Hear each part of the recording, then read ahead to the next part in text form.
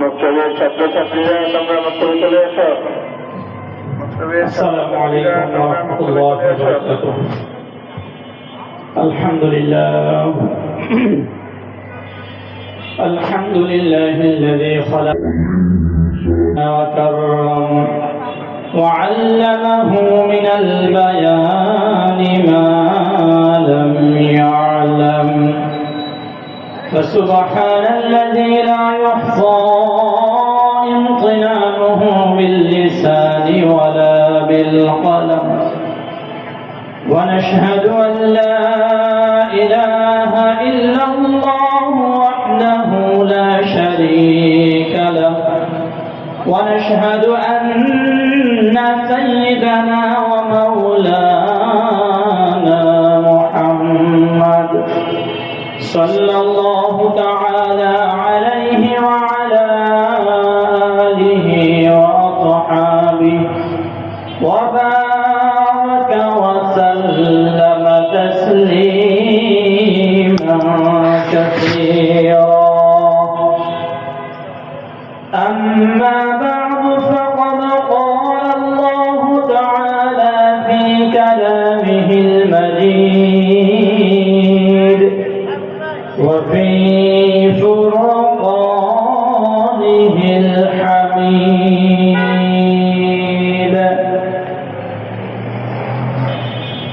اقرأ باسم ربك الذي خلق خلق الإنسان من علق اقرأ وربك الأكرم الذي علم بالقلم علم الإنسان ما لم يعلم.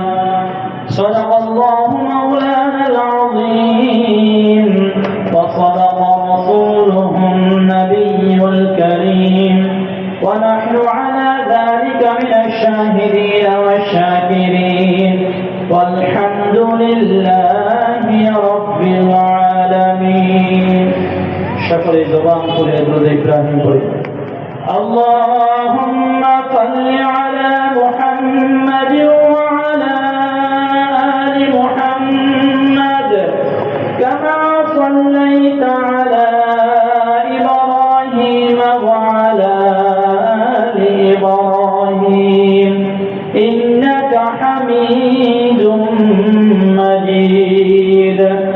اللهم بارك على محمد وعلى آل محمد كما باركت على إبراهيم وعلى آل إبراهيم إنك حميد مجيد.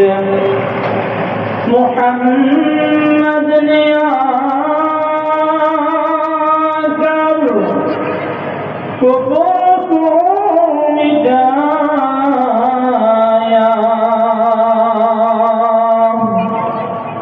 كفركم داكر صداقتكم بكايا بلغ العلا بكماله قرنا قرشوي بلغ العلا بكماله كشف الدجى بجماله حسنت جميع خصاله صلوا عليه وآله لا إله إلا الله لا إله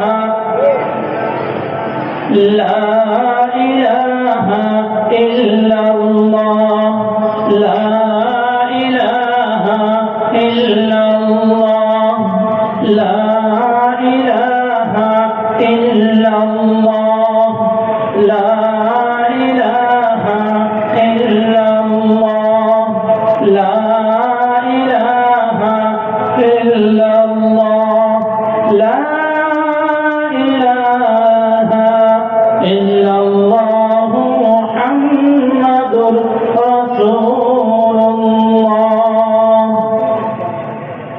الحمد لمن قدر خيرا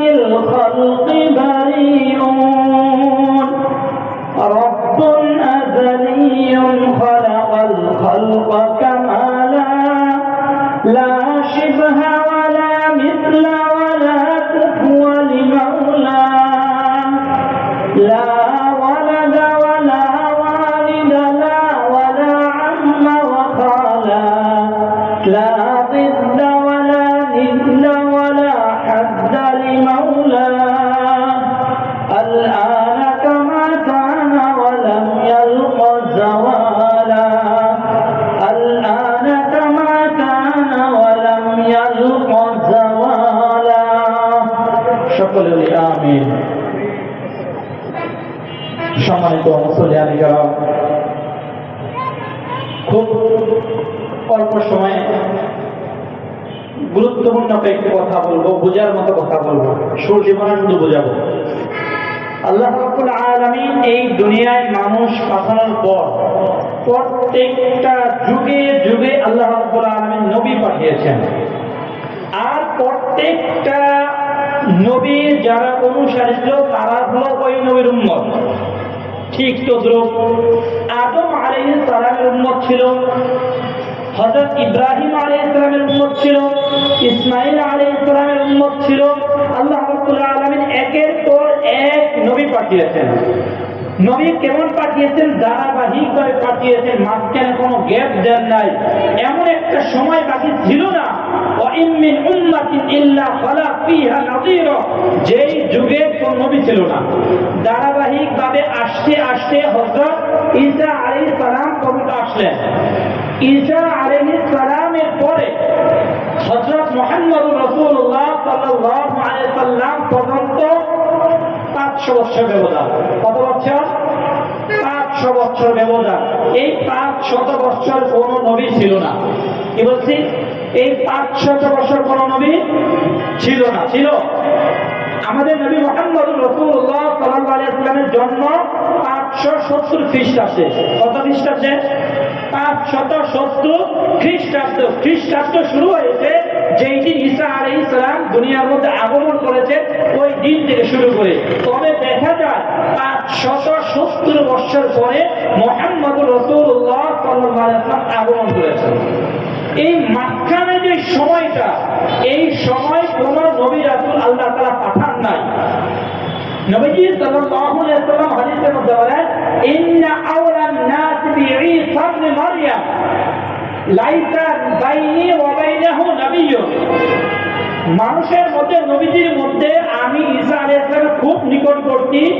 ঈসা আলাইহিস সালাম থেকে শুরু করে মুহাম্মদুর রাসূলুল্লাহ আমি পর্যন্ত মাঝখানে কোন নবী নাই। বুঝতে পারছেন বিষয়টা? এই মাঝখানের সময়টা 500 বছর ব্যবধান। 500 বছরের ব্যবধানে ওই জামানার মানুষগুলো আইয়ামে জাহিলিয়াতে পরিণত হয়েছে। হয়েছে নি?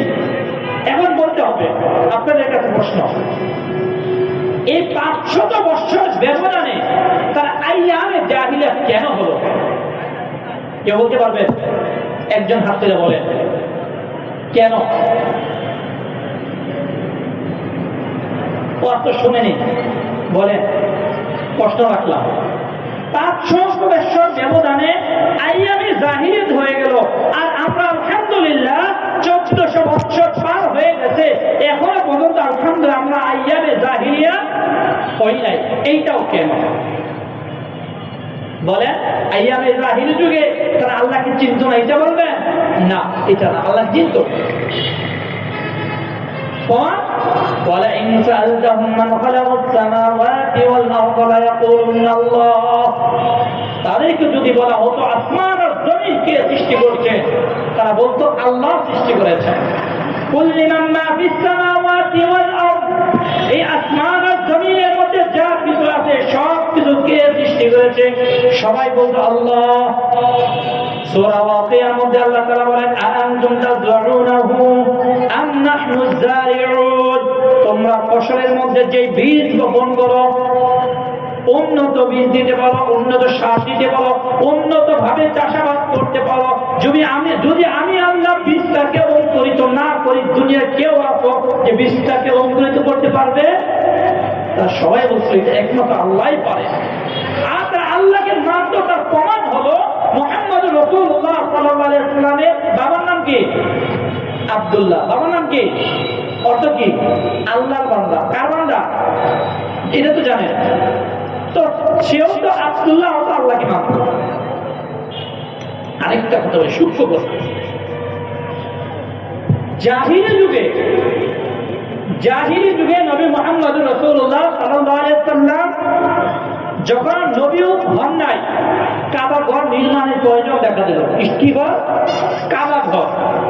আবু জেহেল, যাকে সবচেয়ে খারাপ বলি, সে হচ্ছে নিকৃষ্ট একটা মানুষ, নবীকে মানে নাই, নবীকে কষ্ট দিচ্ছে, ওই আবু জেহেল বৈঠক বসলো, অমুক্কার কুরাইশরা কাবা ঘরকে নির্মাণ করতে হবে, যার কাছে যা হালাল জিনিস আছে ওইগুলা জমা করো। সব হালাল জিনিস জমা করলো। রাজমিস্ত্রির ওয়ালাকে বলা হলো, আমাদের সম্পদ এতটুকু হয়েছে, এই সম্পদ দিয়ে কি কাবা ঘর পুরোপুরি নির্মাণ করা সম্ভব? ওই রাজমিস্ত্রির ওয়ালা বলছে পুরাটা নির্মাণ করা সম্ভব নয়, কিছু অংশ বাকি থাকে। কিছু অংশ কি বাকি থাকে। আবার আবু জেহেল ঘোষণা দিল, তার কাছে কি হালাল জিনিস আছে নিয়ে আসো। সবাই বলল, আবু জেহেল হালাল জিনিস নাই, হারাম জিনিস আছে। হারাম জিনিস শেষ। আবু জেহেল বলছিল, পরে কাবা ঘরে কাজ নির্মাণ করা বাকি থাকবে, তারপর হারাম জিনিস আমরা লাগাবো না। এখনো পর্যন্ত যারা মক্কায় গেছেন, হাতিয়ার পাশে গেছেন, ভুল তো একটা রাউন্ড দেওয়া না, কিছু অংশ ফাঁকা দেখছেন, ওই টাকার হবে লাগায় না। ওরাও তো আল্লাহ মানত। তো আমাদের মধ্যে, ওদের মধ্যে কি ছিল না? তাদের মধ্যে ছিল না লা ইলাহা ইল্লাল্লাহ, একমাত্র ইবাদত করার যোগ্য আল্লাহ, এইটা ছিল না। তারা খোদা মানত। হাওলাল কাবা ওয়া বাইনাল কাবা, কাবার ভিতরে আশেপাশে 360টা মূর্তি তারা স্থাপন করেছিল। তারা আল্লাহ মানত, আল্লাহর সাথে ইল্লাহ মানত। এই জন্য আল্লাহ তাআলা সর্বপ্রথম নবী মুহাম্মদ রাসূলুল্লাহ সাল্লাল্লাহু আলাইহি ওয়াসাল্লামকে দাওয়াত দিয়েছেন, বলতেন উবুদুল্লাহ, মানুষকে আল্লাহর দিকে রাখো, লা ইলাহা ইল্লাল্লাহ। যে আল্লাহ আমাদের খাওয়ায় তোমরাই বলো, যে আল্লাহ আমাদের পান করায় তোমরাই বলো, আসমান আর জমিনের সৃষ্টিকর্তা যে আল্লাহ তোমরাই মানো। তবে জেনে রাখো যে আল্লাহ এত কিছু সৃষ্টি করেছে, সুতরাং ইবাদত পাওয়ার একমাত্র যোগ্য ওই আল্লাহ তাআলা, লা ইলাহা ইল্লাল্লাহ। এই ইবাদত সামান্য পরিমাণ হলেও কাউকে দেওয়া যাবে না, যদি কেউ দেয় সেটা হবে শিরক। এজন্য আল্লাহ রাব্বুল আলামিন নবীকে পাঠিয়েছেন প্রথম দাওয়াত দিয়া, লা ইলাহা ইল্লাল্লাহ। নবীজি সাল্লাল্লাহু আলাইহি ওয়াসাল্লামকে আল্লাহ রাব্বুল আলামিন সর্বপ্রথম হেরা গুহার মধ্যে জিবরাইল আলাইহিস সালামের মাধ্যমে হেরা গুহায় দিন শিক্ষা দিলেন, কোরআনে জ্ঞান দিলেন। একটা কথা বলেন, ছোট করে অল্প সময়, সে মুহাম্মদ সাল্লাল্লাহু আলাইহি ওয়াসাল্লামের গায়ে একদম মশা মাছি বসা হারাম ছিল, জানেন তো? মশা ভাবতো আমি মানুষের গায়ে কামড় দিলে দুঃখ লাগে না? কম হলেও তো লাগে। এই সামান্য বিন্দু পরিমাণ কষ্ট আমি মুহাম্মদ সাল্লাল্লাহু আলাইহি ওয়াসাল্লামকে দিব, এইটা আমি সহ্য করবো না। বসে নাই মশা মাছি, কানে কাছে ব্যান ব্যান করলে এমন বিরক্ত লাগে, মন গায়ে তোরে পাইলে যাবে কি করতাম, কিন্তু মারার পরে দাঁত লাগাতে না। মশা মাছিরা মারি দিকে কিন্তু ওই রাগ মতো ফিরাই জানি না, কেমন লাগে। ওই বিন্দু পরিমাণ কষ্ট নবীজিকে দিলেন, মাসি সহ্য করতে পারে নাই, এই জন্য বসে নাই। তো যেই আল্লাহ তাআলা কোরআনের আয়াত নাযিল করে দিলেন, ইন্নাল্লাযীনা ইউযুনাল্লাহ ওয়া রাসূলাহু লা'নাহুমুল্লাহু ফিদ দুনিয়া ওয়াল আখিরাহ, যারা নবীকে কষ্ট দিবে তাদের জন্য দুনিয়ার মধ্যে লানত, আখিরাতের মধ্যে লানত। কথা বুঝেন আমি কি বুঝাইছি, যে বুঝে। তো এত কিছু জানার পরেও জিবরাইল হেরা গুহার মধ্যে আয়েশা নবীজিকে কি করলেন, যখন বলে ইয়া মুহাম্মদ ইকরা পড়ে, তখন জিবরাইল কি করতে বলেন তো? বলে চাপ দিছে না? জানেন না? ইতিহাস জানেন না? মুহাম্মদ সাল্লাল্লাহু আলাইহি ওয়াসাল্লাম বুকে একটা চাপ দিছে, মুহাম্মদ ইকরা ছেড়ে দিছে, না আমি তো পড়তে জানি না, আবার চাপ দিছে, ইকরা পড়ে, আবার বলছে লা আমি তো পড়তে জানি না, মানা বিকারি, আবার চাপ দিছে, বলছে পড়েন। উনি অটোমেটিকলি পড়া শুরু করলেন, ইকরা বিসমি রাব্বিকাল্লাযী খালাক, খালাকাল ইনসানা মিন আলাক, ইকরা ওয়া রাব্বুকাল আকরাম আল্লাযী আল্লামা বিল কলম আল্লামাল ইনসানা মা লাম ইয়ালাম। এই চাপের পরে নবীজি এত ব্যথা পাইছে, যেমন ভয় পাইছে এমন ডর পাইছে। কি পাইছে? যেমন ডর পাইছে এমন ব্যথাও পাইছে। বাড়ির যেয়ে বলতেছে, খাদিজা জামিলুনি জামিলুনি, খাদিজা আমার কোমরটা রাইখা দাও, কোমরটা আমরা কি করো দায়িত্ব, আমার শরীরে ডর এসে গেছে। বলছেনি আমি কি বুঝাইতে চাইছি, বুঝে বলছেনি ইতিহাসটা জানেন তো? তো জিব্রাইল কি জানে না নবীজিকে কষ্ট দেওয়া আল্লাহ নিষেধ? যেই জায়গায় মশা মাতৃ নবীজির উপর বসে না, যেই জায়গায় তায়েফের ময়দানে নবীজিকে আঘাত করার পর জিব্রাইল চলে আসছে, নবীজি আপনি একবার বলেন তায়েফবাসীকে উল্টায় দেয়, ওই জিব্রাইল আইসা হেরা মুহাম্মদ আইসা নবীজিকে এমন জোরে চাপ দিলেন, চাপের ঠেলায় দরদ আইছে, জ্বরও আইছে, বাইকে পর্যন্ত খাদিজা সামনে লোনি খাদিজা তাই তো রাইখা দাও। চাপটা কি কম ধরে দিছি? কম ধরে দিছি? ডরাইছে না? এখন প্রশ্ন, কেন চাপ দিল? কেন চাপ দিল জিব্রাইল মুহাম্মদ সাল্লাল্লাহু আলাইহি ওয়াসাল্লামকে? জানেন? জানেন? পরে হাতায় দিতে পারতো, নবীজি আবার কর, নবীজি আবার কর, নবীজি পারেন না আবার কর, হাতায় দিতে পারতো না, চাপ দিল কে? বলার উদ্দেশ্যই যায়, দিনের উপর চলতে গেলে দিন ভিতরে গ্রহণ করতে হলে কষ্ট করতে হবে। যদি তুমি কষ্ট মুজাহাদা সহ্য করতে পারো তবেই তুমি আলেম হবা, তবে তোমার ভিতরে দিনই আলেম ঢুকবে। আর কষ্ট ছাড়া আরাম আয়েশে থাইকা দিন পাওয়া সহজ না। কোনদিন আরামের তুষকের মধ্যে ঘুমায়া বুজুর্গ হতে পারবেন না। যদি বুজুর্গ হতে হয় শীতের সকালে রাত্রে ঘুম থেকে উঠে যান, রাত্রে 3টার সময় ঘুম থেকে উঠে কি ঠান্ডা পানি দিয়ে অজু করে তাহাজ্জুদ নামাজে দাঁড়ায় যান, তবেই আপনি আল্লাহ ওয়ালা হতে পারবেন। আর আরামের বিছানার মধ্যে ঘুমায়া 10 তলার উপরে থাইকা আপনি কশ্চিন কালেও বুজুর্গ হতে পারবেন না, ঠিক কিনা? এলেম পাওয়ার জন্য কষ্ট সহ্য করা জরুরি, এটা নবীজি শিক্ষা। ঠিক আছে, বুঝতে পারছো বিষয়টা? এই জন্য এলেম অর্জন করতে হলে কষ্ট করতে হবে। দ্বিতীয় কথা আসে, আল্লাহ নবী সাল্লাল্লাহু আলাইহি ওয়াসাল্লাম, একটু খেয়াল করবে, আমি যেটা বুঝাইতে খেয়াল করবে, বুঝতেছেন আমার কথা? আমার কথা বুঝেন আপনারা? না বুঝে একটু বললেন, আবার বলবো, কাম করে ওয়াজ করে লাভ নাই যদি না বুঝেন। একটা হেরাত পাইলে কেন নবীজিকে হেরাত ধরে চাপ দিয়েছে বুঝছেন তো? এলেম অর্জন করতে গেলে কষ্ট করতে হবে, চাই সে নবী হোক, ওলি হোক, গাউস হোক, কুতুব হোক, যত বড় আল্লাহওয়ালা হোক, এলেম অর্জন করতে হলে তাকে কষ্ট করতেই হবে। খাবার কষ্ট আসবে, থাকার কষ্ট আসবে, পড়ার কষ্ট আসবে, টাকা পয়সার অভাব থাকবে, তারপরে কষ্ট করতে হবে। এখন আসেন, নবীজি সাল্লাল্লাহু আলাইহি ওয়াসাল্লাম এই এলেমটা মানুষের কাছে পৌঁছে দেওয়ার জন্য, এলেমটা মানুষের কাছে পৌঁছে দেওয়ার জন্য প্রথম মাদ্রাসা দারুল আরকাম চালু করলেন। কি নাম? দারুল আরকাম। আরকাম রাদিয়াল্লাহু আনহু বাড়িতে দর্শ শুরু করলেন। কোথায় বলেন? আরকাম। আরকাম রাদিয়াল্লাহু আনহু একজন সাহাবী, ওনার বাড়িতে দর্শ দিতে শুরু করলেন। নবীজি বলছেন, ইন্নী বুইস্তু মুআল্লিমা, আমি শিক্ষক। কি বলছে? বাড়িটা আমার দিকে খেয়াল করে সবাই, তো ছাও বলে নবীজি বলছে, ইন্নী বুইস্তু মুআল্লিমা, আমি শিক্ষক। আমি যদি শিক্ষক হই, ছাত্র ছাড়া শিক্ষক হওয়া যায়? বলেন, ছাত্র ছাড়া শিক্ষক হওয়া যায়? জামাই ছাড়া বউ যাইব, বউ ছাড়া জামাই যাইব? যাইতো না। তো নবীজি বলছে, ইন্নী বুইস্তু মুআল্লিমা, আমি শিক্ষক হয়ে গেলাম। ছাত্ররা সাহাবায়ে আজমাইন ছাত্র হয়ে গেলেন, দারুল আরকামের ছাত্র। এই দারুল আরকামের ছাত্র ছিলেন সাঈদ ইবনে যায়েদ রাদিয়াল্লাহু আনহু, হযরত ওমর রাদিয়াল্লাহু আনহু বোনের জামাই। ওমর রাদিয়াল্লাহু আনহু বোনের জামাই। ওমর তখন ইসলাম গ্রহণ করে নাই। বলতে, কে আসো মুহাম্মদের মাথা গাইতে নিয়ে আসবা? ওমর বলছে, আমি পারবো। পুরস্কার কি? 100 ঊর্ধ্বঙ্গ হ্যাঁ দিব, মুহাম্মদের মাথা গাইতে নিয়ে আস। ওরা পরবার হাঁটতে শুরু করলো, মানুষ তাকাই গেল, ওমর বই যায় আর মুহাম্মদের মাথা কাটতে। সবাই ভাবছে আজকে মুহাম্মদের মাথা কাটবই, কারণ ওমর এমন একজন ব্যক্তি, এমন এক সাহসী ব্যক্তি, তার সামনে দাঁড়ানোর মতন কেউ নাই। যাইতেছে যাইতেছে, ওই যে মরে যাওয়ার পরে এক ব্যক্তির নাম নাঈম। ওমর বইটা খুব রাগি চোখ নিয়ে, খুব আবেগ নিয়ে, আরে 100 উটের পুরস্কার পাইছে। কি পুরস্কার? মুহাম্মদের মাথা গাইতে নিয়ে আসবো, 100 উট পুরস্কার পাবো। বাড়ি গিয়ে দেখো মোহাম্মদের কাছে যাইবা, যদি তোমার কয়েবার ঘর সামলাইতে পারছে না, আচ্ছা এনে ঘটিয়েছি করতো।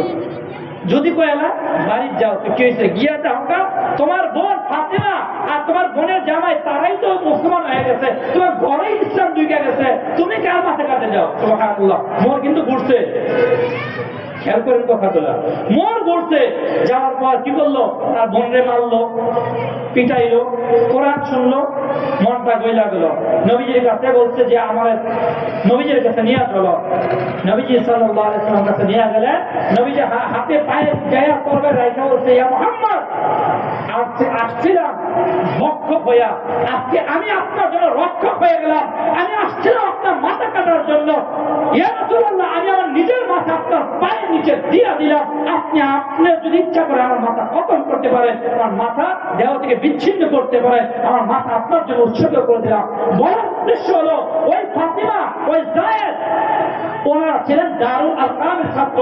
আর দারুল আরকামের ছাত্র অর্থ সম্বলে কম থাকলেও, মালে কম থাকলেও ওই ইলমটা এমন ভাবে ঢুকে গেছিল, ওই ইলমের মাধ্যমে কবি অনেক বড় হিম্মতওয়ালা ব্যক্তি, সাহসী ব্যক্তি, রাগী মানুষ কোমরকেও কাজ করে ফেলছে। কোন জায়গার ছাত্র? দারুল আরকামের ছাত্র। তো নবীজি সাল্লাল্লাহু আলাইহি ওয়াসাল্লামের ছাত্ররা কেমন ছিল? নবীজি সাল্লাল্লাহু আলাইহি ওয়াসাল্লাম গেলেন মদিনায়। একটু খেয়াল করেন, মদিনায় যাওয়ার পর নবীজি সাল্লাল্লাহু আলাইহি ওয়াসাল্লাম মাদ্রাসা বানাইলেন। মাদ্রাসার নাম হলো আসহাবুস সুফফা। কি নাম? আসহাবে সুফফা। এইটা হলো এক কথা এতিমখানা। কি বলছে? আমাদের এতিমখানা। সাহাবীরা খাইতে পারে নাই, লাইসা মালুহু ওয়ালা নাফরু, তার মাল ছিল না, বংশ ছিল না।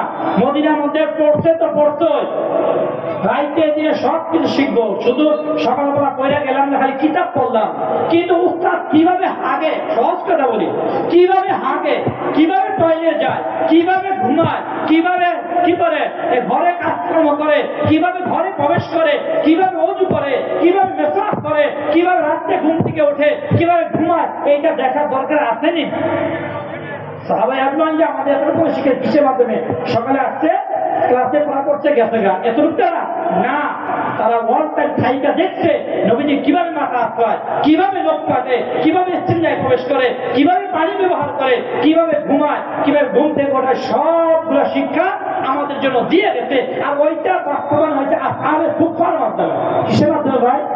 আসহাবে সুফফার মাধ্যমে নবীজি মাদ্রাসা প্রতিষ্ঠা করে দিলেন। মাদ্রাসার ছাত্ররা এখন শিক্ষিত হয়ে গেছে, এখন তারা কি একজন আলেম হয়ে গেছে। নবীজি বলছে, ও আমার ছাত্ররা, শিক্ষার জন্য আইছো, সেবার জন্য বেরিয়ে যাও। কি করো? বাল্লিগু আন্নি ওয়ালাউ আয়া। কি বলছে? বাল্লিগু আন্নি ওয়ালাউ আয়া। আমার কাছ থেকে যে শিখছো, এখন ঘরে বসে থাকতে হবে না, যাও, তোমাদেরকে নবীর ওয়ারিস বানাই দিলাম। ইন্নামাল উলামা ওয়ারাসাতুল আম্বিয়া, তোমরা নবীর ওয়ারিস। সুতরাং ওয়ারিস তো তারাই হয় যে নবী যেই কাজ করতো ওই কাজ যারা করবে তারাই হলো নবীর ওয়ারিস। আমি দিনের দাওয়াত দিয়েছি, তোমরাও দিনের দাওয়াত দিবা। আমি আসহাবে সুফফা মাদ্রাসা বানায়া শিক্ষক হইয়া তোমাদের শিখাইছি, তোমরা বিভিন্ন প্রান্তে প্রান্তে ছড়িয়ে পড়ো, মাদ্রাসা বানাও, উস্তাদ হয়ে যাও, ছাত্রদেরকে শিক্ষা দাও, তাদেরকে দ্বীনের বুঝদান করো। তোমাদেরকে নবীর ওয়ারিস বানাই দিলাম। ওয়া ইন্নামাল উলামা লাম ইউরিসু দিনার ওয়ালা দিরহামা। আর নবীরা কোনো মানুষকে দিনার দিরহামের ওয়ারিস বানান নাই। ওয়া ইন্নামা ওয়ারাসাতুল ইলম, বরং কিসের ওয়ারিস বানাইছে? ইলমের ওয়ারিস। কিসের ওয়ারিস? ইলমের ওয়ারিস বানাইছে।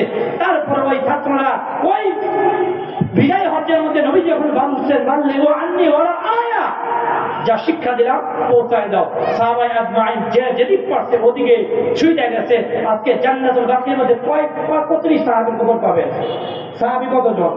১৬ লক্ষ। তো এমনিই বলি আমরা, ১৬ লক্ষ খবর কি জান্নাতুল বাকির মধ্যে আছে? নাই। কোথায় গেছে তারা? তারা বিভিন্ন প্রান্তে প্রান্তে ছড়িয়ে ছিটিয়ে পড়েছে। ওই জায়গায় ওনারা আবার আরেকজনকে শিক্ষা দিচ্ছে, বলছে তোমরা ইন্নামাল উলামা ওয়ারাসাতুল আম্বিয়া। এরপর আস্তে আস্তে ধারাবাহিকতায় আমাদের এই যে নুরুল কোরআন ইন্টারন্যাশনাল মাদ্রাসার ওলামা হযরত, যে আমাদের কি হযরত তাজুল ইসলাম সাহেব, উনিও নবীর ওয়ারিস হয়ে গেছে। সুবহানাল্লাহ। উনি যদি ওয়ারিস হয়ে যায় তো উনি একটা শিক্ষক, উনি মাদ্রাসা প্রতিষ্ঠা করছে, ছাত্রের প্রয়োজন। আর নবীজি সাল্লাল্লাহু আলাইহি ওয়াসাল্লাম শুধু মাদ্রাসার মাধ্যমে দিন শিক্ষা দেন নাই। কি বলছি? মাদ্রাসার মাধ্যমে শুধু দিন শিক্ষা দেন নাই, উনি ঘরের মধ্যে তালিম নিচ্ছে, দারুল আরকাম করতে, উনি মসজিদের মধ্যে তালিম করতেন। কি আসহাবে সুফার মধ্যে নবীজি সাল্লাল্লাহু আলাইহি ওয়াসাল্লাম বিদায় হজ্জের মধ্যে পাহাড়ের উপর দাঁড়ায়া খেজুর গাছের মধ্যে হেলান দিয়া নবীজি তালিম করতেন। ওইটা একটা দিনের শিক্ষা। আজকে আমরা বয়ান করতেছি, আমরা শিক্ষক, আপনারা বসে আছেন, আপনারা ছাত্র, আপনাদেরকে আল্লাহ রাব্বুল আলামিন নবীর ওয়ারিস বানায় নিয়েছে।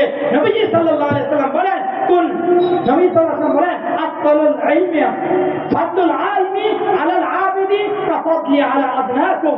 ও শেষ জমানার মানুষ, তোমরা জেনে রাখো, তোমাদের সামনে যখন ওলামায়ে কেরাম আসবে, তোমরা ওরকম ভাবে সম্মান করবে যেমন আমি নবীকে সম্মান করো, অমন ভাবে তোমরা তাদের কি করবা?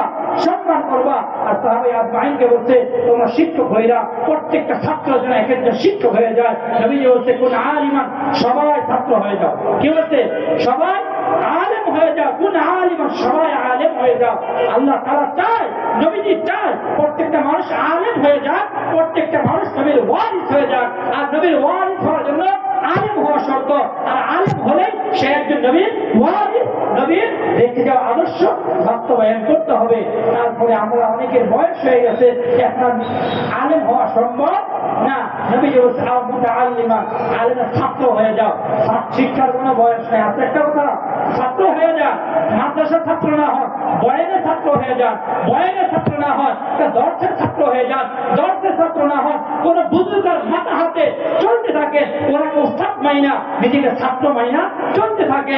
যদি এইটাও না পারেন, আর উস্তামিয়ান, ওলামায়ে কেরাম কখন কি বলে, কোন নসিহত করে, ওই নসিহত অনুযায়ী নিজের জীবনকে বাস্তবায়ন করেন, নিজের জীবনকে পরিচালনা করেন। যদি ওইটাও না পারেন, আর মুহিব্বান, তবে যারা আলেম হয়েছে, আলেমের ছাত্র হয়েছে, অথবা আলেমকে ভালোবাসে, এমন মানুষকে ভালোবাসতে থাকেন, এমন মানুষের সাথে মহব্বত রাখেন, এমন মানুষের প্রতি সুখ ধারণা রাখেন, তবে আপনি কি হেদায়েতের রাস্তা পেয়ে যাবেন। মান সালাকা তরিকান ইয়ালতামিসু ফীহি ইলমান সাহালাল্লাহু লাহু বিহি তরিকান ইলাল জান্নাহ। যদি আপনি আলেমের রাস্তায় চলেন, ছাত্রের পথে চলেন, আলেমকে যারা মহব্বত করে ওই রাস্তায় চলেন, আর এই রাস্তায় যদি চলতে পারে, তবে আল্লাহ তাআলা আপনার জান্নাতের পথটাকে সহজ করে দেবেন। ওয়ালা তাকুন খামিসা, পঞ্চম কারণ হয়েন না। পঞ্চম কারণ কোনটা? আর ওলামায়ে কেরাম দেখলেই নাচিত যাবো, ওলামায়ে কেরাম দেখলেই ডাক দেব, মোল্লারা দুনিয়ারা শেষ করছে, ওলামায়ে কেরাম দেখলেই বলবো এই মোল্লারাই দেশটারে খাইছে। হ্যাঁ, এমন কথা যারা বলবে, ওলামায়ে কেরামকে যারা নাক ছিটকাবে, তাদেরই ব্যাপারে নবী সাল্লাল্লাহু আলাইহি ওয়াসাল্লাম বলেছেন, ওয়ালা তাকুন খামিসান, পঞ্চম নাম্বার কাতারে তোমরা যাও না, তবে তোমরা কি ফাতাহলি, ধ্বংস হয়ে যাবে। কি হবে? ধ্বংস হয়ে যাবে। আলেম হওয়ার চেষ্টা করে, যা পারলে ছাত্র হয়ে যান। আমাদের অনেক হযরত, বড় বড় হযরত বয়স হয়ে গেছে, এখনো তারও একজন মুরব্বী আছে, একজন আলেমের মাথা হাতে থাকতে চায়। কেমন জানেন? ছাত্রের একটা এক্সট্রা ফজিলত আছে। আলেমদের চাইতে ছাত্রের ফজিলত বেশি। কি বলছি? আলেমদের চাইতে ছাত্রের ফজিলত বেশি।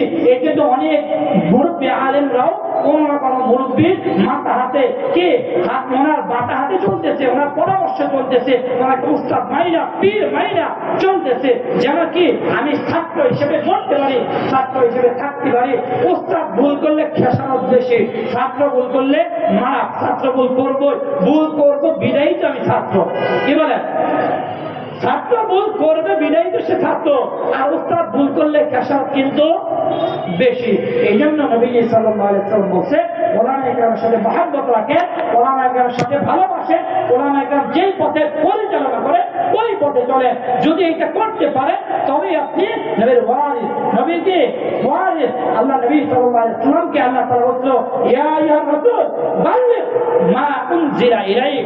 নবীজি, আপনি দ্বীন প্রচার করতে থাকেন। যদি রিসালাতের দায়িত্ব আপনি পালন না করেন, দিন আপনি না পালন করেন, তবে আপনি রিসালাতের দায়িত্ব পৌঁছান না। আমরা যেহেতু নবীজির ওয়ারিস, তাই তো ভাই, আমরা নবীর ওয়ারিস, নবীজির যেই কাজ আমাদের ওই কাজ, বলে নবীজির যেই কাজ আমাদের ওই কাজ। তবেই তো আমি ওয়ারিস। এক্সাম্পল দিই, নবীজি সাল্লাল্লাহু আলাইহি ওয়াসাল্লাম দিন প্রচার করতে যায়া কাফেরদের কাছ থেকে পাগল শব্দ শুনছে না? নবীজি পাগল আবু জেহেল বলছে, নবীজি সাহের জাদুকর বলছে না? নবীজি কাহেন গণক বলছে না? নবীজি মাজনুন পাগল বলছে না? সুতরাং ওলামায়ে কেরাম জেনে রাখো, তোমরা দিন প্রচার করতে যাবা, তোমাদেরকে মৌলবাদী বলবে, তোমাদেরকে জঙ্গিবাদী বলবে, তোমাদেরকে কাঠমোল্লা বলবে, তোমাদের পেট পূজারী বলবে, আরো কিছু বলবে, সহ্য করবা। যদি সহ্য করতে পারো তবে তোমরা নবীর ওয়ারিস। কারণ নবীজিকে এই কথা বলছে, আমরা তো সাধারণ, আমাদেরকেও বলবে। নবীজি সাল্লাল্লাহু আলাইহি ওয়াসাল্লাম দিন প্রচার করতে গিয়ে নবীকে লোভ দেখানো হয়েছে, মুহাম্মদ কি চাও? আরবের মধ্যে সবচাইতে সুন্দরী রমণী চাও, এই না বিয়ে করাই দেবো, লাগবো নি? তুমি যদি চাও সবচাইতে ধনী হতে চাও, ধনী বানাই দেবো, সবাই মিলে চাঁদাও রেখে ধনী বানাই দেবো। তুমি কি আরবের মধ্যে পথ পাইতে চাও, পথ দিয়া দিব, তারপর দিনে দেওয়া বন্ধ করে অফার করছিলেন? করে নাই ভাই, আপনি ইতিহাস জানেন না?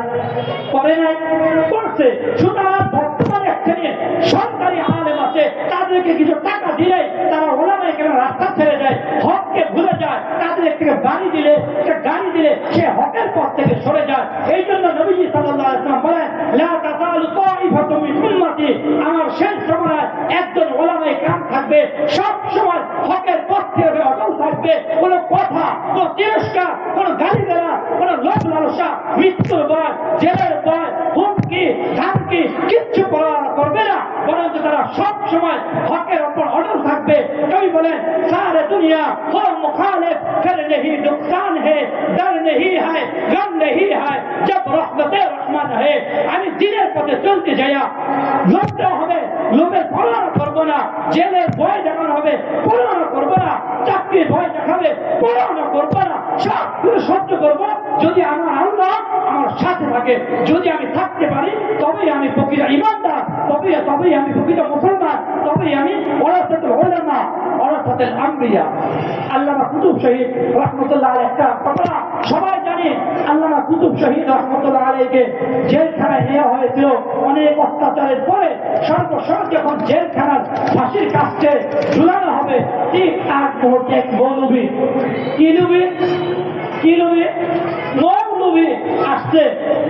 আসার পর বলতেছে, হুজুর আপনি কেন? আমি আসছি, আমি জেলখানার ইমাম। কোন ইমাম? জেলখানার ইমাম। যারা ফাঁসির কাছে কাঠ ধরায়, যারা ফাঁসির হুকুম হয়ে যায়, আমি তাদেরকে কালিমা পড়াইয়া তওবা করাইয়া যাই, এর কাজ হচ্ছে। আপনি এই কাজ করেন। আপনি কি জানেন আমি কোন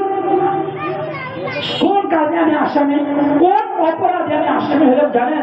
ভাই এইগুলো আমার জানার কোনো প্রশ্ন নেই, এগুলো আমার জানার দরকার নেই, এটা আমার জিজ্ঞেস করার অনুমতি নাই। আমি কি করি? আমি কালিমা পড়াই, তওবা করাই, চলে যাই। আল্লামা কুতুব শহীদ রাহমাতুল্লাহ আলাইহি যে কথাটা বলেছিলেন, তুমি যেই কালিমা করে তুমি টাকা কামাও, যেই কালিমা করে তুমি সরকারে ভাতা নাও, যেই কালিমা পড়ে তুমি এই বেতন নিতেছ, যেই কালিমা পড়ে তুমি যেখানে আলেম হয়েছ, ওই কালিমা পড়ার কারণে আজকে আমি জেলখানায় ফাঁসির কাছে ঝুলতেছি। ওই কালিমা পড়ার কারণে আজকে আমি নির্যাতনের শিকার হয়েছি। ওই কালিমা পড়ার কারণে পরিবার পরিজন চাকরি সব ছাড়া দিয়া জেলখানার মধ্যে আমি নির্যাতনের শিকার হয়েছি। বুঝতে যায় তোমার কালিমা আর আমার কালিমা এক কালিমা না। একটা কবিতা আছে না, একই কালিমায় রুটি রোজগার, একই কালিমায় ফাঁসি। আসলে কবিতা না, বুঝে যায় আলেমের মধ্যেও বেশম আছে, দিনের মধ্যেও বেশম আছে। সব কিছু বাদ দিয়া হকের উপর চলতে হবে, দিনের কথা বলতে হবে। যদি হকের উপর চলতে পারে, দিনের উপর চলতে পারে, মানুষ রাখবে না ভাই। অল্প মানুষ আল্লাহ তাআলা হেদায়েতের জরিয়া বানাই দিবেন। সবচেয়ে বড় কথা একটা জিনিস বলি, এখন মানুষ করে টাকা, সবাই টাকা দেখার প্রয়োজন আছে। সকাল 10টার পর থেকে এই প্রয়োজন মানুষ ছিল, বাস্তব নেই, ছিল। এই জন্য বলি সবসময় চেষ্টা করবেন হকের উপর থাকার জন্য। ওরাসাতুল আম্বিয়া দাবি করে নবীদের যেই কাজ আমাদের ওই কাজ। নবীদের গালিগালাজ আসছে, নবীজি সহ্য করছে, আমাদের উপর গালিগালাজ আসবে, আমরা সহ্য করবো। নবীজিকে লোভ দেখানো হয়েছিল, নবীজি নেয় নাই, আমাদের লোভ দেখানো হবে, আমরা দিব না। নবীজিকে শিয়াবি আবি তালিবের মধ্যে 3 বছর জেল খাটতে হয়েছে, দিন ছাড়ে না। আমরাও জেল খাটবো, দিন ছাড়বো না। নবীজিকে হত্যা করার পরিকল্পনা হয়েছে, নবীজি দিন ছাড়ে না। আমাদেরও কি করতে হবে? কি হত্যা করার পরিকল্পনা হবে, দিন ছাড়বো না। নবীজিকে সর্বশেষ মক্কা ছেড়ে মদিনায় হিজরত করতে হয়েছে, পরিবার পরিজন দেশ ঘর বাড়ি সব কিছু ছাড়তে হয়েছে, তারপর দিন ছাড়ে যায়, সব ছাড়তে প্রস্তুত ছিলেন। সুতরাং আমাদেরও পরিবার ছাড়তে হতে লাগতে পারে, পরিজন ছাড়তে হতে লাগতে পারে, ঘর ছাড়তে হতে পারে, দেশ ছাড়তে পারে, সব ছাড়বো। তারপর দিনের উপর আমরা কি করবো? ইনশাআল্লাহ অটল থাকবো। সমস্ত বাধা বিপত্তির পরেও আমরা দিন থেকে সরে যাব না। সবসময় দোয়া করবো, ইয়া মুকাল্লিবাল কুলুব সাব্বিত কলবি আলা দীনিক, ইয়া মুকাল্লিবাল কুলুব সাব্বিত কলবি আলা তাআতিক। আল্লাহ, তুমি আমাকে সমস্ত জালিমের জুলুম নির্যাতন থেকে, সমস্ত প্রকার লোক লালসা থেকে, সমস্ত অত্যাচার থেকে হেফাজত করে, ধৈর্য ধারণ করে দিনের উপর ইস্তেকামত থাকার তৌফিক দান করো। আল্লাহ, তুমি আমাকে তোমার খাঁটি আশিক হওয়ার, নবীজির খাঁটি উম্মত হওয়ার তৌফিক দান। এই দোয়াটা করতে পারবো ইনশাআল্লাহ। সুতরাং আমাদের হযরত ওই নবীর সিলসিলায় প্রতিষ্ঠান করছে।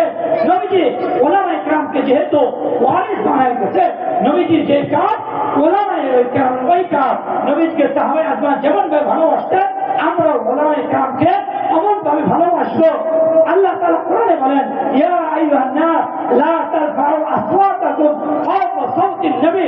ও মানুষরা, তোমরা নবীজির সামনে উচ্চ গলায় কথা বলবা না। আজকে নবী নাই, ও মানুষরা, তোমরা ওলামায়ে কেরামের সামনে উচ্চ গলায় কথা বলবা না। ও মানুষরা, তোমরা নবীজির সাথে বেয়াদবি করবা না। আজকে নবী নাই, আজকে তোমরাও ওলামায়ে কেরামের সাথে বেয়াদবি করবা না। যদি এমন ভাবে চলতে পারো, এমন ভাবে দ্বীনের উপর অটল থাকতে পারো, আমি আল্লাহ বলে দিলাম এই ওলামায়ে কেরাম হাশরের ময়দানে আপনাদের জন্য সুপারিশকারী হয়ে যাবে। সুবহানাল্লাহ।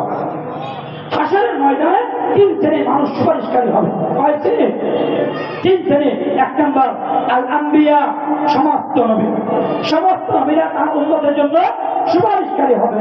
দুই নম্বর সুম্মাল উলামা, সুম্মাল উলামা, আলেমরা সুপারিশ করবে। আলেমরা কার জন্য সুপারিশ করবো? যে আলেমকে উঠতে বসতে গালিগালাজ করে কষ্ট দেয় তাদেরকে না, যারা আলেমকে মহব্বত করতো তাদেরকে।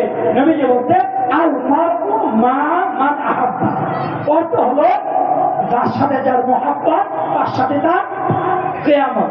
এখন আপনি বুঝেন কার সাথে আপনার কিয়ামত হবে। যেহেতু নবীজি বলেছেন ওলামায়ে কেরাম হাশরের ময়দানে আল্লাহর অনুমতি করবে শাফাআতকারী। লাইন ধরে, লাইন ধরে। হুজুরে কাতল দিয়ে হলো, বুদ্ধি পরামর্শ দিয়ে হলো, কিচ্ছু না দিয়ে হলো, যে মহব্বত করে ওলামায়ে কেরামের সাথে মহব্বত রাখে, যেন হাশরের ময়দানে ওলামায়ে কেরাম আপনাকে কি করতে পারে? শাফাআত করতে পারে।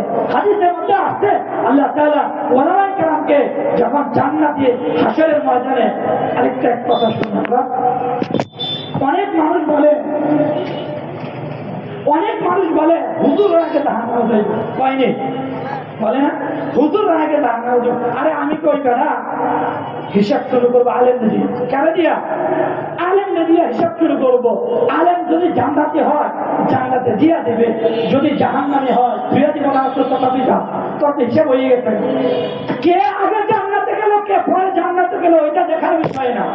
অনুষ্ঠান গেছে, কে আগে প্লেট পাইলো কে পাইলো না, ওইটা দেখার বিষয় না। দেখার বিষয় তুমি কে প্লেট পাইছো কি পাইছো না, কি তুমি প্লেট পাইছো কি পাইছো না। সুতরাং আলেমরা আগে জান্নাতে যাবে। আর আলেমরা যদি নবীর ওয়ারিস না হতে পারে, সরকারি আলেম হতে পারে, আলেমের সু হয়, তবে তারাই আগে জাহান্নামে যাবে। কথাটা সত্য। তো আলেমরা যখন জান্নাতে যাবে, ওই মুরব্বী দেবে হুজুর খারাপ, মুকুট হুজুর খারাপ, তাদের যেমন তো খারাপ। আপনি যে যাইতেছেন গা আমার নিচে নিমু বুঝেছেন গা, হাসের মধ্যে ছেলে মাকে বলে যাবে, মা সন্তানকে বলে যাবে, ভাই বোনকে বলে যাবে, স্বামী স্ত্রী বলে যাবে। আপনি যাইতেছেন না, নিতেন না, শুধু নিতেন না। যদি ভুলেও যায়, আমার মনে আছে যে রাখতেছি, আমার মনে আছে বিলেই তো রাখতেছি। আমি মাদ্রাসার মধ্যে ওই দিনটা একটা ছাত্র যাইতেছে, সেটা ছিঁড়া গেছে গা, বড়ুটা ছিঁড়া গেছে গা। যেই বড়ু আরো এই তিনটা জোড়া দেওয়া কি ছিল, ডিল্লাটা ফালাই দিয়া একজোড়া ছেলের কিনা দিয়েছিলাম, একজোড়া ছেলের কিনা দিয়েছিলাম। পড়াখান করছিলাম, মোহাম্মদ আছে দিয়ে করছিলাম। এবার হুজুরে বাসাতে গেছিলি, মহল্লায় বাড়ি বাড়ি খাবার আনতে চাইতো না। আমি যে জায়গায় পড়ছি, আলহামদুলিল্লাহ, যেই বাড়িতে খাবার আনতে গেছি আমার মহাপতকে আমার খাওয়াই দিত। আমি বাড়ি থেকে খাইতাম, খাওয়াই দিত। ওই মানুষগুলো আমার ইব্রাহিম বলে খাওয়া রাজকে হুজুরে বাতা খেয়েছিলেন বাড়ি, হুজুরে বাড়ি করার সময় তোরা দিলে ভাত খাওয়াইছিলাম, মন নাই? বুঝে গেছেন না? মহব্বত না করলে খাওয়াইছি। যদি মহব্বত না করতো তো ঘরেই ঢুকতে দিতাম না। তোরা বিছানায় বসায়া হুজুরে খাবার বাড়িতে বাড়তেছি, তোরা ভাতটা যাচ্ছি, খাওয়াইছি, মহব্বত করি না। ওই যাচ্ছিলাম, লই আসলাম, ওই যাচ্ছিলাম, লই আসা আমারে। তখন আপনার তারা জিজ্ঞেস করলে হাত হইলে হক কেড়ে করছে। আল্লাহ তোমার নবী বলছে, যারা ওলামায়ে কেরামকে মহব্বত করবে, মানে আদালি ওয়ালিয়া, যারা আমার ওলিকে মহব্বত করবে তারা তার সাথে জান্নাতে থাকবে। যারা আমার ওলিকে ঘৃণা করবে, নাক ছিটকাবে, তাদের জন্য জান্নাত হারাম হয়ে যাবে। আমরা তো মহব্বত করছি, আমরা কি জান্নাত পাবো না? পাবো। তো আপনার ওয়াদা মতো জান্নাত দেওয়া হবে। তখন এক বলছে পড়ছিল বিপদে, কি পড়ছে বিপদে, বাধ্য হয়ে আল্লাহ তাআলা বলবেন, ও বান্দা, দুনিয়ার মধ্যে আলেম বানাইছি, গুনাহ কম করছ না। আমরা আলেম গাছে গুনাহ করি, যদি মানুষ জানতো আমরা উৎসাহে লাইটাইয়া মসজিদে রাখ করে দিত। কিন্তু কেউ জানে না। কেন জানে না জানেন? আল্লাহ তাআলা জানায়। কি বলছে ভাই? আল্লাহ তাআলা জানায় না। আল্লাহ তাআলা বলবেন, ও বান্দা, দুনিয়ার মধ্যে অনেক অপরাধ করছো, মানুষের সামনে প্রকাশ করি নাই, ইজ্জত দিয়ে রাখছি। আর তোমাদের ইজ্জত এই জন্য দিচ্ছি, তোমরা আমার ওয়ালামে কেরাম ওয়ালি, তোমরা আমার নবীর ওয়ালি, তোমরা জান্নাতি। দুনিয়ার মধ্যে ইজ্জত দিছি, পরকালে কি বেইজ্জতি করবো? না না, বেইজ্জতি করতাম না। তোমাদের পর্দার ভিতরে রাইহা তোমাদের হিসাবটা করিয়া জান্নাতি বানাবো দিয়ে তো মাত্র ভাগা কেউ কিছু করতাম। মানুষের হনে চুপ করে জান্নাতে ভাগা যা তোমাদের মাফ করে দিলাম। ওই আর যাকে মহাব্বত করছি তাদেরকে সহন দিয়ে তোরা জান্নাতে চলে যাচ্ছে। কিন্তু কি করতে হবে? মহাব্বত রাখতে হবে, মাদ্রাসার সাথে মহাব্বত রাখতে হবে, ওলামায়ে কেরামের সাথে মহাব্বত রাখতে হবে। ছাত্ররা যাওয়ার কেউ না, ছাত্রদেরকে মহাব্বত করতে হবে। এই যে আপনাদের সাথে যে বাচ্চাগুলো যতটুকু শুনছি সবগুলো গরিব করে পড়াবো, কিন্তু আমরা যারা আছি সবাই কি করি? মাসে 100 টাকা বেশি জিনিস। একটা ছাত্রের একটা টুপি কিনা দিলে 50 টাকা লাগে, এক জোড়া স্যান্ডেল কিনা দিলে 40 টাকা লাগে, ব্যাংকের গেলে 30 টাকা পাওয়া যায়। একটা জামা বানাইলে কয় টাকা লাগে? আমরা পারবো না ইনশাআল্লাহ। আমরা ওলামায়ে কেরামের সাথে মহাব্বত রাখবো, মাদ্রাসার সাথে মহাব্বত রাখবো, এতিম অসহায় ছাত্রগুলোর প্রতি আমরা ইসলামশীল হবো, তাদের মাথায় হাত বোলাবো এবং তাদেরকে মহাব্বত করবো। তাদের প্রতি বিদ্বেষ আমরা রাখবো না। আমরা পঞ্চম খাতায় যাবো না, আলেম বিদ্বেষে আমরা হবো না। তবে আমরা কি হেদায়েতের উপর থাকবো। আরেকটা কথা বলবো, সময় আছে, আরেকজন বসতে পারবো। মাদার তেরেসার নাম শুনছেন? মাদার তেরেসা শান্তিতে নোবেল বিজয়ী।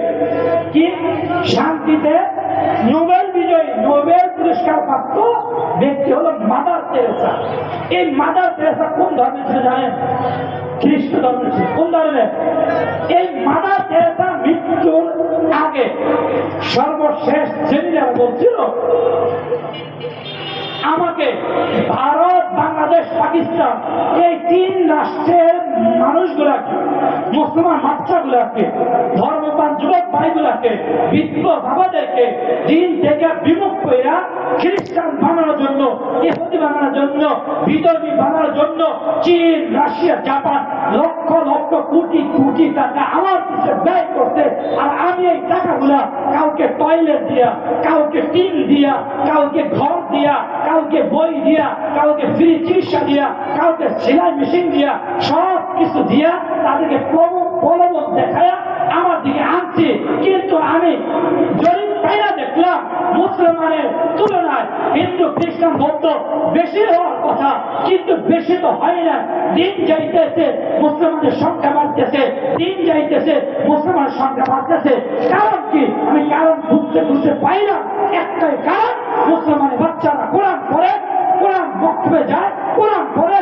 এই কোরআনের একটা স্পিরিট কোরআন ভিতরে ঢোকার কারণে উনি দুনিয়ার মধ্যে থাকার পরে অভাবের কারণে একটা টিনের জন্য, একটা কলের জন্য, একটা সিলাই মেশিনের জন্য দিন থেকে বিমুখ হইতে পারে, কিন্তু তার ভিতরে কোরআন থাকার কারণে মৃত্যুর আগে হলেও ওই কোরআনের একটা ধাক্কা, কোরআনের একটা স্পিরিট সব কিছু ভুলাই দেয়া আমার তওবা কইরা মৃত্যুর আগে কালিমার উপর অপর ধাইকা তারপরে মৃত্যুবরণ করে আমার সব চেষ্টা ব্যর্থ হইয়া কি করা যায়?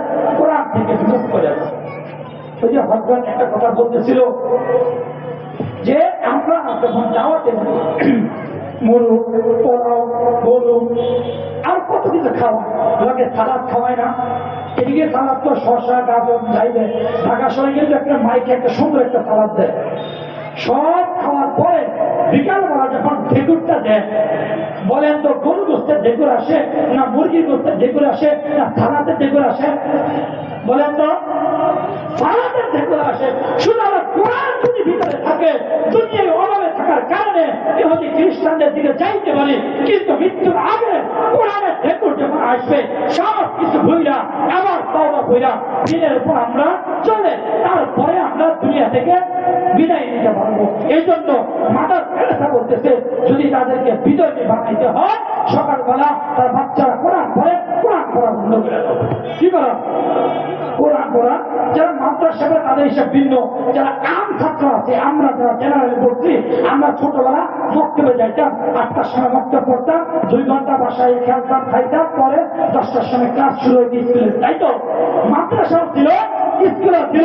মাদার তেরেসা ওই প্ল্যানকে বাস্তবায়ন করার জন্য এখন school, KG school, PG school, Namkhali যারা আছে সবগুলো আছে সকালবেলা। কেন জানেন?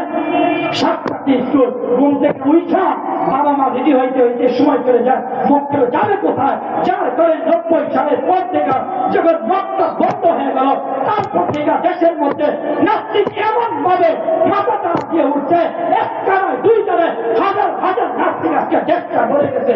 কারণ হলো ভিতরে কোরআন নাই, ভিতরে কোরআন না থাকার কারণে নাস্তিক জন্ম হইতেছে। আর যাদের ভিতরে কোরআন ছিল, মক্তবে কোরআন পড়ছে, স্কুলে পড়ছি, ভার্সিটিতে পড়ছি, কলেজে পড়ছি, যত বড় শিক্ষিত হয়েছি না কেন দিন থেকে বিমুখ হয় নাই, দিনের উপর অটল ছিলাম, কোরআনকে আমার মধ্যে মাহবুব ছিল। শেষ বয়সে হলেও আমরা মাথায় টুপি দিয়া, যাই নামাজ দিয়া, তসবিহ দিয়া, মসজিদে আইসা দিনের উপর চলে, তারপর দুনিয়া থেকে মৃত্যুবরণ করেছি। কারণ কি? ভিতরে কি ছিল? কোরআন ছিল। তো খবর নিয়ে দেখেন যারা আজকে একটা ভিতরে কোরআন না। ওই যে হযরত বলছে ডক্টর মরিস বুখারী, কোরআন ছিল না, কোরআনের ভুল ধরার জন্য উইটা বলে রাখছে, ইসলামের বিরোধিতা করার জন্য উইটা বলে রাখছে। কোরআনের ভুল ধরতে হলে আরবি পড়তে হবে, আরবি শিখতে, আরবি শিখতে গেলে গামার করতে হবে, গামার শিখলো, গামার শিখার পরে তাফসীর শিখতে হবে, তাফসীর শিখলো, কোরআন ভিতরে ঢুকে গেল। এখন কোরআনের কারণে এই কোরআনের স্পিরিটে ওই ডক্টর মরিস বুখারী মুসলমান হইয়া তারপর দুনিয়া থেকে মৃত্যুবরণ করছে। কোরআনের কালিমে প্রথম সূরা কি জানেন? আলাম সূরা তো ভূমিকা। প্রথম সূরা হলো সূরা বাকারা। কি সূরা বাকারা? অর্থ কি? গরু। কি বলছে? বাকারা অর্থ কি বুঝেন না? সূরা বাকারা অর্থ কি বলে? গরু। সর্বশেষ সূরা সূরা না, না কত মানুষ, না কত মানুষ। বুঝার চেষ্টা করে কোরআন পড়তে শুরু করতেন, কিচ্ছু জানেন না, মূর্খের বাচ্চা, গরু, গরু খানেওয়ালার গরু, মুসলমান মহিলা। তারপর আমরা গরু কেন কিচ্ছু জানি না, কোরআন পড়তে শুরু করে আলিফ লাম মিম পড়তে পড়তে না হয়ে যাওয়ার পরে এখন আপনি আর গরু গরু নাই, আপনি এখন মানুষ হয়ে গেছেন, আপনি এখন নাচ হয়ে গেছেন। এই জন্য বলে কোরআন পড়তে শুরু করো মূর্খের মতন গরু হইয়া, দেখবা ইনশাআল্লাহ মানুষের বাচ্চা হইয়া, মানুষ হইয়া, তারপরে তুমি বের হইবে। সুবহানাল্লাহ। বুঝতে পারছেন? তাফসীর আর রহমান আল্লামাল কোরআন খলাকাল ইনসান। রহমান আল্লাহ কোরআন শিক্ষা দিয়েছেন, তারপরে মানুষ বানাইছেন। বলেন আগে মানুষ হয় না আগে কোরআন শিখে? আমাদের হিসাবে আগে মানুষ হয়, তারপরে কোরআন শিখে, তাই তো? আল্লাহ করে এটা বলে না। আল্লাহ বলছে আর রহমান আল্লামাল কোরআন। আর রহমান আল্লাহ উনি বলতে কোরআন শিক্ষা দিয়েছে, তারপরে তাকে মানুষ বানাইছে। বরং হলো যে আপনি হাতে পায়ে সিরাতে, আপনি হাতে পায়ে মানুষের বাচ্চা হয়ে যদি সিরাতে সুরাতে অন্তরে আপনি মানুষের মতো মানুষ হতে না পারেন, উলাইকা কাল আনআম, আপনারা পশুর মতো, পশুর চাইতেও খারাপ, বাউল হোক আদম।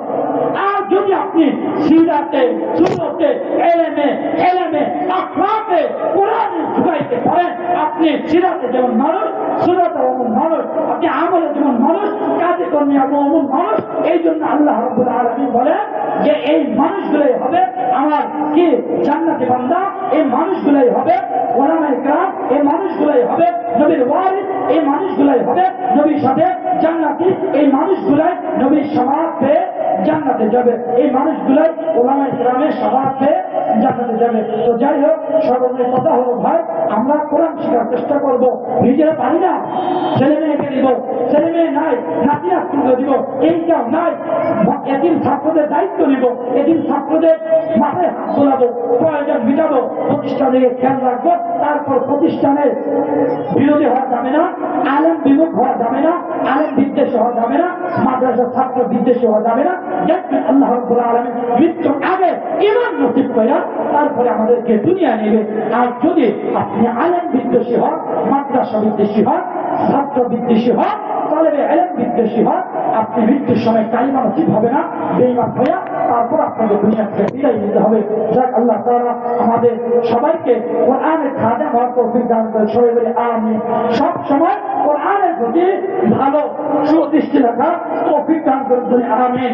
আলেমদের সাথে মুহাব্বত রেখে ছাত্রদেরকে ভালোবেসে আলেমদের গীতাকাণ্ড হয়ে চলার তৌফিক দান করে। সবাই বলে আমিন। ওয়া আখিরু দাওয়ানা আলহামদুলিল্লাহি রাব্বিল আলামিন। আল্লাহ রাব্বুল আলামিন সবাইকে দিনের কথা তৌফিক দান করে। আমিন।